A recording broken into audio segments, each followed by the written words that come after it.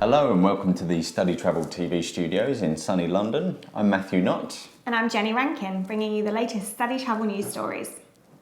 The headlines this week: non-EU agents see post-Brexit bounce. Spain and Japan make working holiday agreement. A new board and focus for marketing English in Ireland. Following his recent survey of the impact of Brexit on EU agencies, Matt has been casting the net further afield. Yes, indeed. This week I've been interviewing non-EU agents and agency associations about the impact of Brexit 1 year on, with most reporting that the cheaper pound has been positive for enrolments. Higher education-focused global agency chain IDP Education told us that UK placements were up 36% in the first half of the current financial year compared with the previous year. Representatives from agency associations in Thailand and Argentina advised that the weaker pound has been positive for agencies in the last year. Both agreed that Brexit had not really impacted on student perceptions of welcome, unlike the USA, which was currently losing market share to the UK, they said. Chinese Agency Association BOSA said that higher education enrolment seemed to be down, but language and secondary bookings were up. Indian agencies, meanwhile, were cautiously welcoming the improved purchasing power, but added that the lack of post-study work rights would remain a significant barrier for the UK. Next up, Japan and Spain have confirmed a mutual working holiday agreement, prompting hopes from agencies and language providers for an increase in business. Yes, the initial agreement between the two countries provides for 250 working holiday visas per year in each direction, and the government said it would prompt mutual understanding and provide opportunities for young travellers. Yukari Nakatsuji at Japanese agency Geo Club told StudyTravel magazine she welcomed the greater flexibility that the arrangement could provide for clients interested in travelling to Spain, saying it would be good for university and adult students in particular.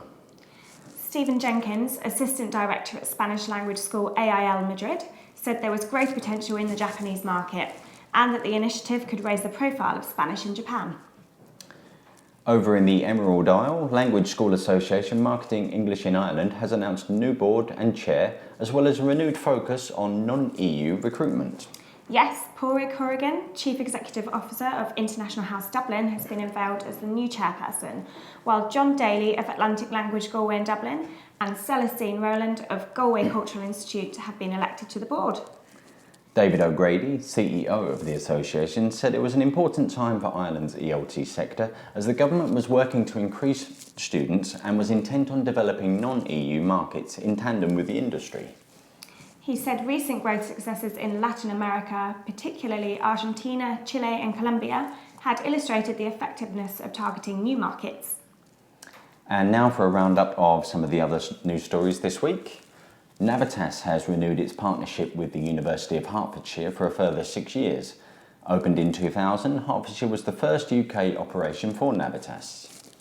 English in Cyprus has become the latest provider in the Quality English brand, the first school in the country to join an International Language School Association and opening up a new destination for quality English.